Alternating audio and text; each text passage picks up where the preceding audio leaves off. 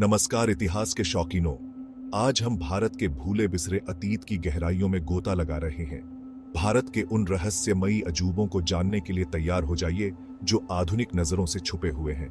दिलचस्पी हुई ना? तो चलिए शुरू करते हैं। सबसे पहले हमारे पास है द्वारका का खोया शहर।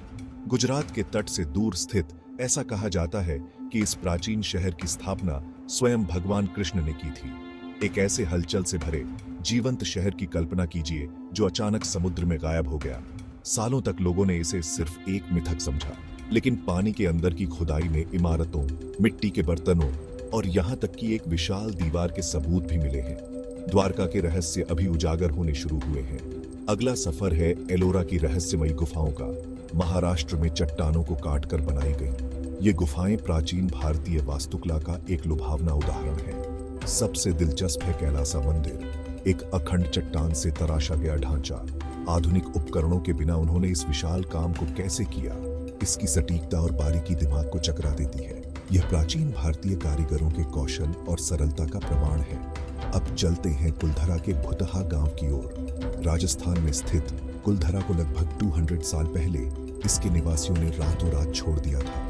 किंवदंतियां कहती हैं कि गांव श्रापित था और जो भी वहां बसने की कोशिश करेगा उसे भयानक परिणाम भुगतने होंगे। आज तक खंडहर रहस्यमय पलायन की एक खामोश याद के रूप में खड़े हैं। ग्रामीणों को किस बात ने दूर भगाया? क्या यह कोई श्राप था या रेत में कोई और कहानी छिपी है?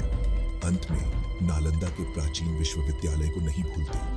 कभी बिहार में सीखने का एक संपन्न केंद्र, नालंदा ने दुनिया भर के विद्वानों को आकर्षित किया, लेकिन 12वीं शताब्दी में आक्रमणकारियों द्वारा इसे नष्ट कर दिया गया। ज्ञान के इस प्राचीन स्थान में कौन से रहस्य छिपे थे और कौन सी अमूल्य पांडुलिपियां हमेशा के लिए खो गईं? नालंदा के खंडहर अभी भी अपने गौरवशाली अतीत की कहानियां सुनाते हैं। भारत के खोए हुए अजूबे खोजे जाने के लिए इंतजार कर रहे रहस्यों का खजाना है। वे हमें इतिहास के उस समृद्ध टेपेस्ट्री की याद दिलाते हैं जो हमारे वर्तमान को आकार देता है। अगर आप इन प्राचीन पहेलियों से मेरी तरह मोहित हैं तो लाइक बटन दबाएं और ऐतिहासिक रोमांच के लिए सब्सक्राइब करें। अगली बार तक अतीत की खुदाई करते रहें।